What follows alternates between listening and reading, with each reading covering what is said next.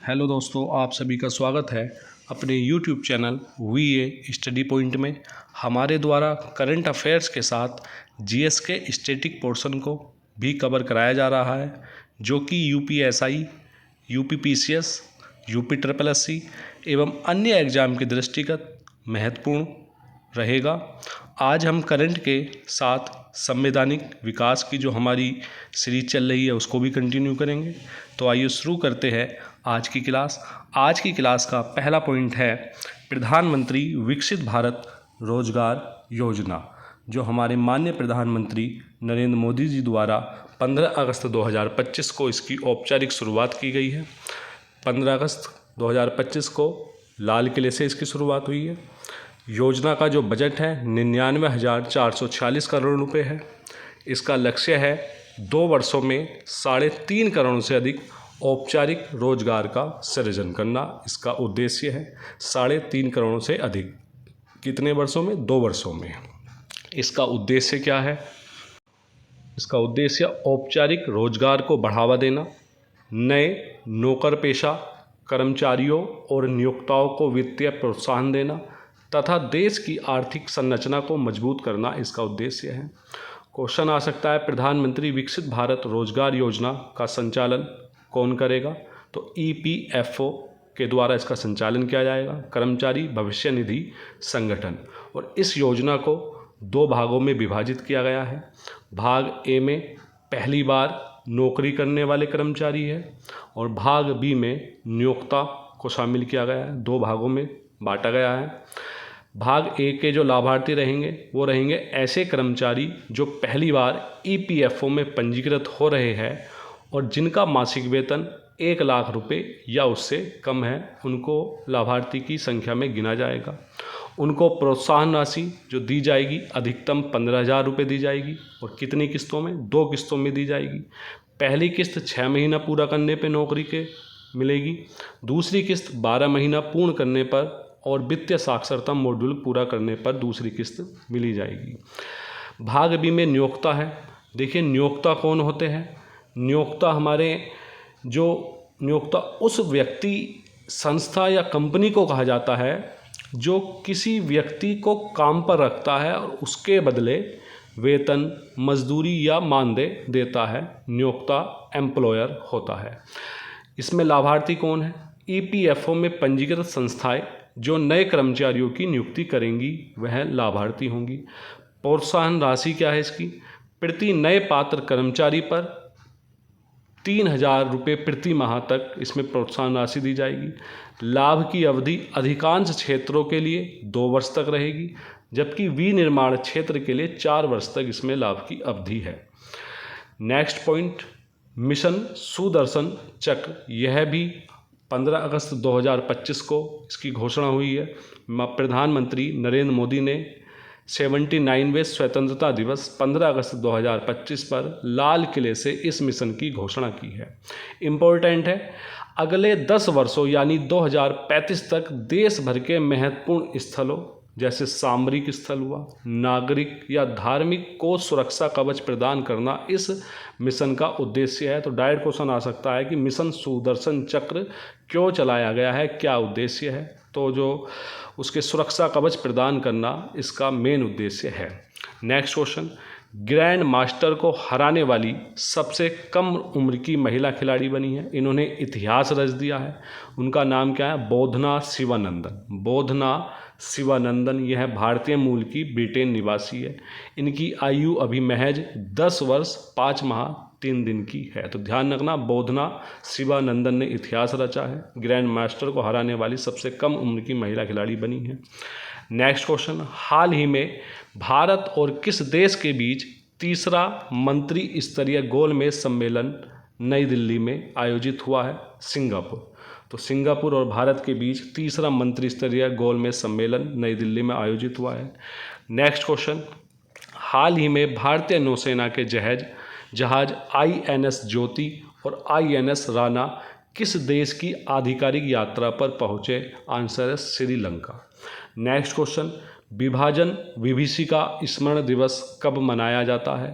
तो यह मनाया जाता है 14 अगस्त को मनाया जाता है। इस बार 14 अगस्त 2025 को मनाया गया है। नेक्स्ट क्वेश्चन, अपना घर किस मंत्रालय की पहल है? अपना घर, तो यह है पेट्रोलियम और प्राकृतिक गैस मंत्रालय की यह पहल है, अपना घर। इस पहल के तहत किनके लिए राजमार्गों पर विश्राम स्थल स्थापित किए गए हैं? ट्रक चालकों के लिए। तो अपना घर किस मंत्रालय की पहल है? पेट्रोलियम और प्राकृतिक गैस मंत्रालय। नेक्स्ट क्वेश्चन, किस जिले में एक नया हड़प्पा स्थल खोजा गया है? राजस्थान के जैसलमेर में। उसका नाम क्या है हड़प्पा स्थल का? रताड़िया री डेहरी। नेक्स्ट क्वेश्चन इंपॉर्टेंट है, संचार साथी मोबाइल ऐप को कितनी भाषाओं में लॉन्च किया गया है? आंसर है 22 भाषाओं में। संचार साथी मोबाइल ऐप का जो उद्देश्य है वह है दूर संचार से संबंधित साइबर धोखाधड़ी को रोकना। इस ऐप का उद्देश्य है। तो करंट अफेयर्स की क्लास हम यहीं समाप्त करते हैं। आज का स्टैटिक पोर्शन का जो टॉपिक हमारा चल रहा है कंपनी का संवैधानिक विकास, हम कल की वीडियो में रेगुलेटिंग एक्ट 1773 एवं संशोधन अधिनियम 1781 देख चुके हैं। इसका रिकैप देख लीजिए, जिसने नहीं देखी है वो है 15 अगस्त 2025 की वीडियो में देख सकता है। तो रिकैप क्या है? रेगुलेटिंग एक्ट 1773 के तहत मद्रास और बांग्लादेश प्रेसिडेंसियों को बंगाल के अधीन किया गया था। बंगाल के गवर्नर को इसके तहत यानी रेगुलेटिंग एक्ट 1773 के तहत गवर्नर जनरल कहा गया था। गवर्नर जनरल को परामर्श देने के लिए 4 सदस्यों की कार्यकारी समिति बनाई गई थी और 1774 में इस एक्ट के तहत कलकत्ता में उच्चतम न्यायालय की स्थापना हुई थी, जिसके मुख्य न्यायाधीश सर एलिजा इम्पे बने थे। और इसकी कमी को दूर करने के लिए संशोधन अधिनियम 1781 आया था, या एक्ट ऑफ सेटलमेंट इसको इंग्लिश में कहा जाता है। तो आज हम पढ़ेंगे, आज की क्लास को कंटिन्यू करेंगे, Pitt's India act 1784। Pitt's India act 1784 में देखिए, इस एक्ट द्वारा कंपनी के भ्रष्टाचार को कम करने का प्रयास किया गया था। जो कंपनी द्वारा भ्रष्टाचार किया जा रहा था, उनके कर्मचारियों द्वारा जो धन का दोहन किया जा रहा था, तो उसके भ्रष्टाचार को या लूट खसोट को कम करने के लिए पिट्स इंडिया एक्ट 1784 लाया गया था। इसके तहत भारत में द्वैध शासन लाया गया था। द्वैध शासन यानी इसमें कंपनियों के कार्यों को 2 भागों में बांटा गया था। पहले भाग में थे निदेशक मंडल यानी बोर्ड ऑफ डायरेक्टर, दूसरे भाग में थे नियंत्रक मंडल यानी बोर्ड ऑफ कंट्रोलर। जो निदेशक मंडल थे वह सिर्फ व्यापारिक कार्यों को देखते थे और भारत में रहते थे, यानी भारत में व्यापारिक जितने भी मामले थे तो वह निदेशक मंडल के सदस्य देखते थे, बोर्ड ऑफ डायरेक्टर देखते थे। जबकि बोर्ड ऑफ कंट्रोलर इंग्लैंड में रहते थे और राजनीतिक तथा सैन्य कार्यों को देखते थे, यह दोनों। तो इस प्रकार पिट्स इंडिया एक्ट 1784 के तहत भारत में द्वैध शासन लाया गया था। तो डायरेक्ट क्वेश्चन आ जाता है कि किस एक्ट के तहत भारत में द्वैध शासन लाया गया था? पिट्स इंडिया एक्ट 1784 के तहत। तो यह दोनों, इनमें जो ज़्यादा पावरफुल था यह था बोर्ड ऑफ कंट्रोलर, क्योंकि इसके हाथ में नियंत्रण था, राजनीति थी, तो राजनीति वाले के हाथ में ज़्यादा कंट्रोल था, तो इसलिए इन्हीं के हाथों में ज़्यादा नियंत्रण था। नियंत्रक मंडल इसलिए कहलाए बोर्ड ऑफ कंट्रोलर। और व्यापार किसके हाथ में था? निदेशक मंडल यानी बोर्ड ऑफ डायरेक्टर, और भारत में रहते थे, व्यापारिक कार्यों को देखते थे। इस अधिनियम के द्वारा 6 कमिश्नरों का बोर्ड गठित किया गया था। कितने का? 6 कमिश्नरों का बोर्ड गठित किया गया, जिसे बोर्ड ऑफ कंट्रोल कहा गया। तो इसमें कितने थे? 6 कमिश्नर थे बोर्ड ऑफ कंट्रोलर में।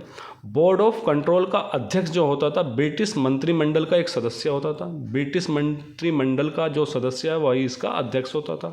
इस प्रकार ब्रिटिश सरकार का कंपनी के मामलों पर तथा उसके भारतीय प्रशासन पर पूर्ण नियंत्रण स्थापित हो गया था।